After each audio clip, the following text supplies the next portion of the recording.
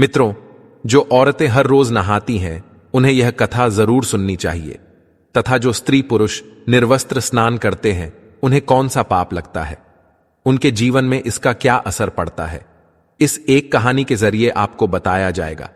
साथ ही यह वीडियो आपको बहुत अच्छी जानकारी और सीख देकर जाएगी, इसलिए मित्रों हमारे साथ अंत तक जरूर बने रहिएगा। मित्रों, एक समय की बात है जब भगवान श्री विष्णु लक्ष्मी माता के साथ हरिद्वार में घूम रहे थे।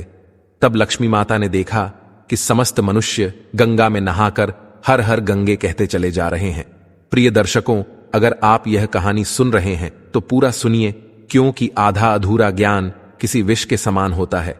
इसके अलावा हे माता लक्ष्मी, जो भी भक्त इस वीडियो को लाइक करें और चैनल को सब्सक्राइब करके कमेंट में जय लक्ष्मी नारायण लिखें, उनके घर में धन की कभी कोई कमी ना रहे तथा उनका घर हमेशा धन से भरा रहे।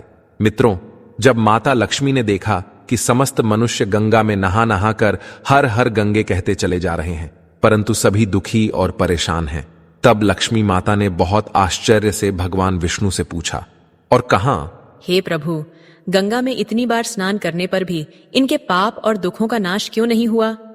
क्या गंगा में अब कलयुग के कारण सत्यता नहीं रही? भला ऐसा क्यों हो रहा है? मित्रों, तब भगवान विष्णु ने मुस्कुराते हुए कहा, हे देवी लक्ष्मी, गंगा में तो वही सामर्थ्य है जो पूर्व तीनों कालों में था, किंतु इन लोगों ने पापनाशिनी गंगा में स्नान ही नहीं किया है, तो फिर इन्हें लाभ कैसे हो? तब लक्ष्मी जी ने आश्चर्य से कहा, हे प्रभु, स्नान कैसे नहीं किया? सभी तो नहाकर जा रहे हैं, और तो और अभी तक इनके शरीर भी नहीं सूखे हैं। तब भगवान विष्णु ने कहा, ये लोग तो केवल गंगा जल में डुबकी लगाकर आ रहे हैं। हे देवी, मैं तुम्हें कल इसका रहस्य समझाऊंगा। ऐसा कहकर वे दोनों ही अंतर्ध्यान हो जाते हैं। मित्रों, वहीं दूसरे दिन अचानक से बहुत जोरों की बरसात होने लगी। सभी गलियां कीचड़ से भर गईं। एक चौड़े रास्ते में एक गहरा गड्ढा था जिसमें चारों ओर से कीचड़ भर रहा था। तभी भगवान विष्णु ने लीला से एक ब्राह्मण का वृद्ध रूप धारण कर लिया और किसी विवश की तरह गड्ढे में जाकर ऐसे पड़ गए मानो कि जैसे कोई मनुष्य चलते चलते गड्ढे में गिर पड़ा हो और निकलने की चेष्टा करने पर ना निकल पा रहा हो।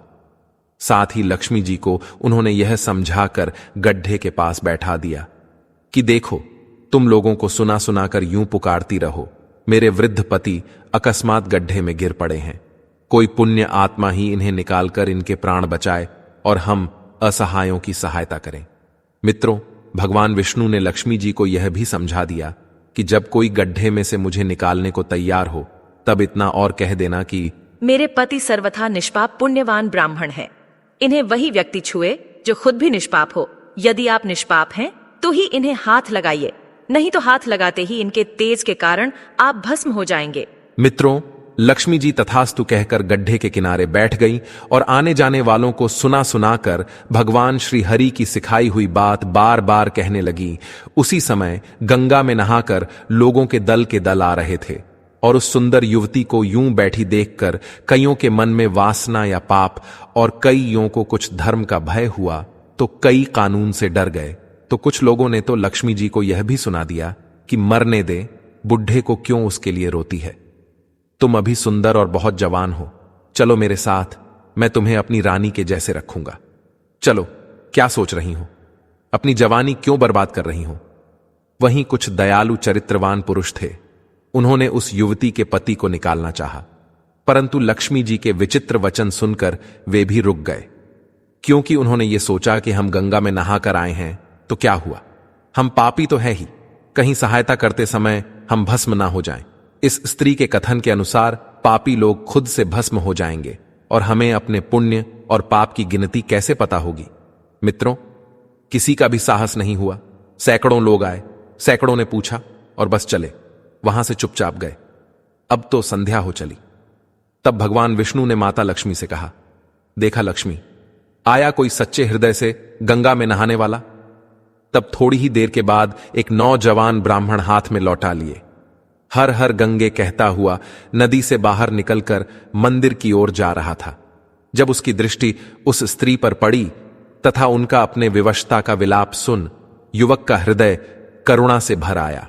उसने भगवान विष्णु को निकालने की तैयारी की, किंतु लक्ष्मी जी ने रोककर कहा कि भाई, यदि तुम सर्वथा निष्पाप पुण्यवान नहीं होंगे तो मेरे पति को छूते ही तुम अपने आप जल कर जाओगे।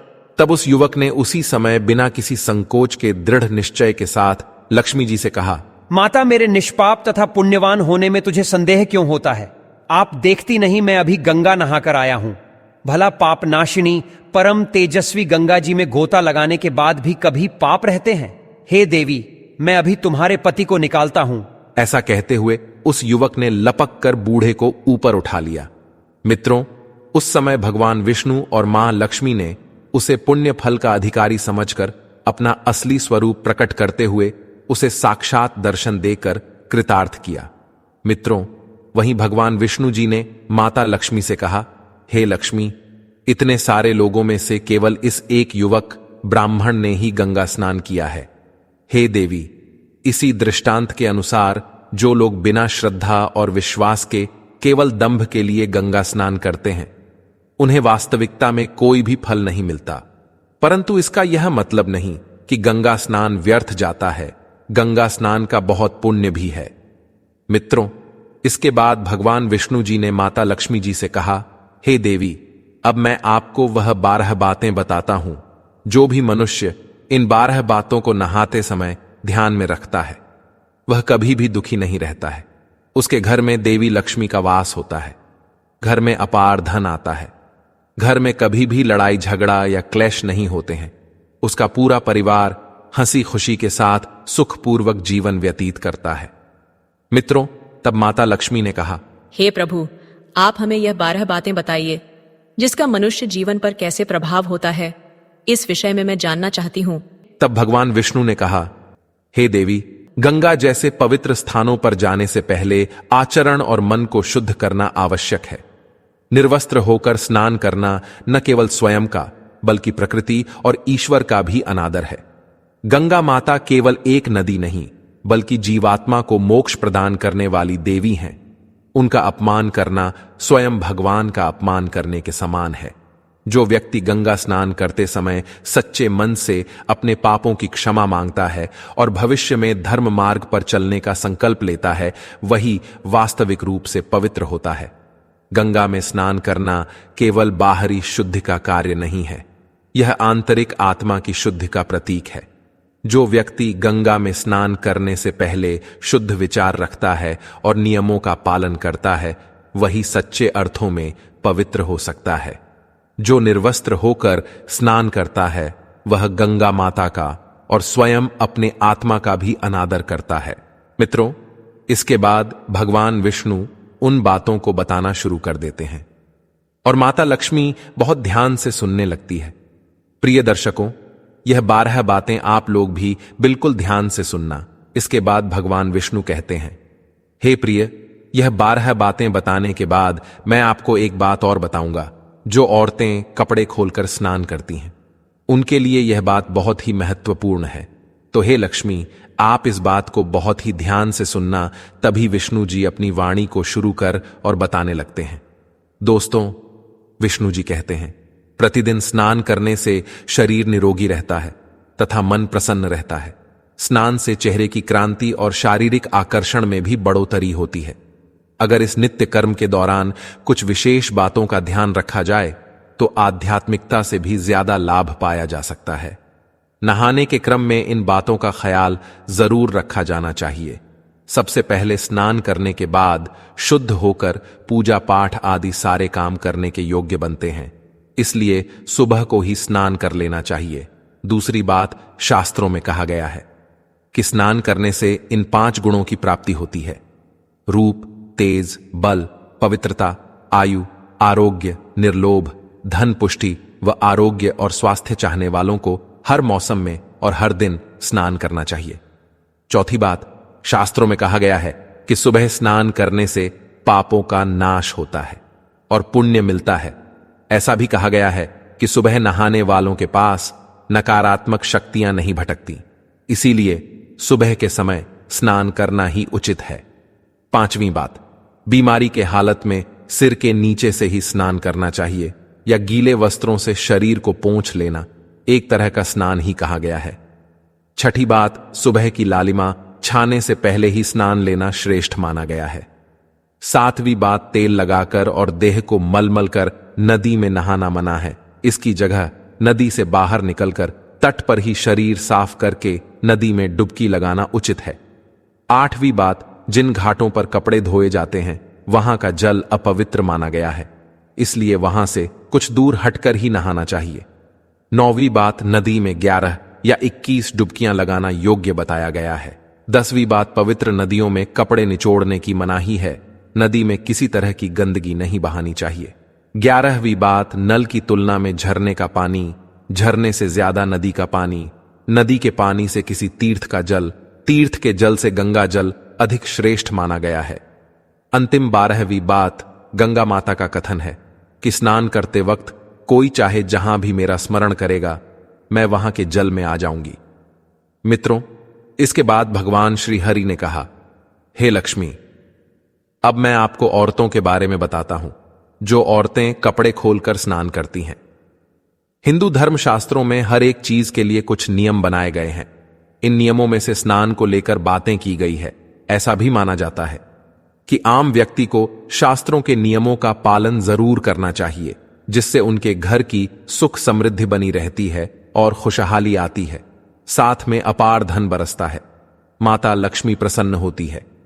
दरअसल हमारे शास्त्रों में ऐसी कई बातें लिखी गई हैं जिनका हम पालन सदियों से करते चले आ रहे हैं, लेकिन उसके कारणों के बारे में हमें अभी भी पूरी जानकारी नहीं है। ऐसे ही नियमों में से एक है निर्वस्त्र स्नान करना। आपने अक्सर घर के बड़े बुजुर्गों को ऐसा कहते सुना होगा कि कभी भी स्नान बिना कपड़ों के यानी निर्वस्त्र नहीं करना चाहिए। अगर हम पौराणिक कथाओं की बात करें तो निर्वस्त्र स्नान की मनाही का एक सबसे बड़ा कारण भगवान श्री कृष्ण जी के समय से जुड़ा है। पौराणिक कथाओं के अनुसार एक बार जब गोपिकाएं सरोवर में स्नान कर रही थीं और वह निर्वस्त्र थी, उस समय बाल कृष्ण ने गोपियों के सभी वस्त्र छिपा दिए और गोपियों ने अपने वस्त्र वापस लेने की प्रार्थना की। तब कृष्ण जी ने उन्हें समझाया कि कहीं भी निर्वस्त्र स्नान नहीं करना चाहिए, इससे जल के देवता वरुण का अपमान होता है। इसलिए आपको निर्वस्त्र स्नान न करने की सलाह दी जाती है। श्रीमद् भागवत पुराण के 10वें अध्याय के 10वें स्कंध में एक कथा है। कुबेर के दोनों पुत्र नलकूबर और मणिग्रीव भगवान रुद्र के सेवक बन गए थे। धनवान होने के साथ ही साथ भगवान शिव की कृपा प्राप्ति के कारण दोनों घमंडी हो गए थे। अपने धन वैभव के अहंकार में एक दिन दोनों मंदाकिनी नदी के तट पर अप्सराओं से साथ मदिरा पीकर झल क्रीड़ा कर रहे थे। संयोगवश उस समय कहीं से भ्रमण करते हुए नारद मुनि वहां आ गए। नारद मुनि को देखकर अप्सराओं ने शाप के भय से जल्दी जल्दी वस्त्र धारण कर लिए। अप्सराओं ने हाथ जोड़कर नारद मुनि का अभिवादन किया, लेकिन कुबेर के पुत्रों ने नारद मुनि की ओर ध्यान तक नहीं दिया और निर्वस्त्र झल क्रीड़ा करते रहे। कुबेर के पुत्रों का ऐसा आचरण देखकर नारद मुनि क्रोधित हो गए और उन्हें शाप दे दिया। नारद मुनि ने कहा कि अहंकार के कारण तुम दोनों का व्यवहार जड़ के समान हो गया है, इसलिए तुम लोग वृक्ष बन जाओ। 100 वर्षों के बाद जब भगवान श्री कृष्ण का अवतार होगा तो वह तुम्हें शाप मुक्त करेंगे। नारद मुनि के शाप से नलकुबर और मणिग्रीव अर्जुन वृक्ष बन गए। इन दोनों वृक्षों के साथ साथ होने के कारण इन्हें यमलार्जुन कहा गया। जब भगवान श्री कृष्ण ने अवतार धारण किया तब एक दिन माता यशोदा ने उन्हें ओखली से बांध दिया। भगवान श्री कृष्ण मौका देखकर ओखली को घसीटते हुए दोनों वृक्षों के बीच से निकल गए, लेकिन ओखली बीच में अटक गई। श्री कृष्ण ने कुछ जोर लगाया तो दोनों वृक्ष भूमि से उखड़ गए और उनकी जगह 2 युवक प्रकट हो गए। शाप मुक्त होकर नलकुबर और मणिग्रीव अपने स्थान को लौट गए। मित्रों, अगर आप नहाते समय सोचते हैं कि बंद कमरे में कोई आपको नहीं देख रहा है तो यह बिल्कुल गलत है, क्योंकि ईश्वर आपको हर स्थान पर देखते हैं। और यदि आप निर्वस्त्र होकर स्नान कर रहे हैं तो यह मुख्य रूप से जल के देवता वरुण का अपमान करने जैसा होता है। निर्वस्त्र स्नान से आपको पाप लग सकता है और आर्थिक एवं शारीरिक नुकसान पहुंच सकते हैं। यदि आप निर्वस्त्र स्नान करते हैं तो आपके शरीर में नकारात्मक ऊर्जा प्रवेश करती है और आपकी मानसिकता भी नकारात्मक हो सकती है। इसीलिए हमेशा आपको यही सलाह दी जाती है कि आप नहाते समय कोई एक कपड़ा जरूर धारण करें, लेकिन बिना कपड़ों के स्नान ना करें, तभी आपके लिए बेहतर होगा। मित्रों, निर्वस्त्र स्नान से शरीर की सकारात्मक ऊर्जा शरीर से बाहर निकल सकती है और इसका प्रभाव आपके शरीर के साथ साथ आपके मन मस्तिष्क में भी होता है। वहीं दूसरी ओर गरुड़ पुराण के अनुसार जब आप स्नान करते हैं तब आपके पितर यानी मृत पूर्वज आपके आसपास ही मौजूद होते हैं। यदि आप निर्वस्त्र स्नान करते हैं तो आपको पितृदोष लग सकता है। ऐसे स्नान करने से आपके पितरों को तृप्ति नहीं मिलती है और यह घर में पितृदोष का कारण बन सकता है और वे केवल वस्त्रों से गिरने वाले जल को ग्रहण करते हैं, जिनसे उनकी तृप्ति होती है। निर्वस्त्र स्नान करने से पितृ अतिरिक्त नाराज होते हैं, जिससे व्यक्ति का तेज, बल, धन और सुख नष्ट होता है। इसलिए कभी भी निर्वस्त्र होकर स्नान नहीं करना चाहिए। मित्रों, पुराणों के अनुसार नहाने वाला पानी पूर्वजों के हिस्से में जाता है और निर्वस्त्र होकर नहाने से इसे पितरों के समक्ष बिना कपड़ों के नहाना माना जाता है। शास्त्रों में ऐसी मान्यता है कि यदि कोई निर्वस्त्र स्नान करता है तो माता लक्ष्मी उससे रूठ जाती है। इससे आपकी कुंडली में धन हानि के योग बन सकते हैं और आपकी आर्थिक स्थिति खराब हो सकती है। इन्हीं कारणों से आपको निर्वस्त्र स्नान न करने की सलाह दी जाती है और शास्त्रों में भी इस बात की मनाही है। तो मित्रों, आशा करते हैं कि आपको यह कथा अवश्य पसंद आई होगी। तो वीडियो को लाइक करें और कमेंट में जय श्री कृष्ण अवश्य लिखें। आप सभी का धन्यवाद।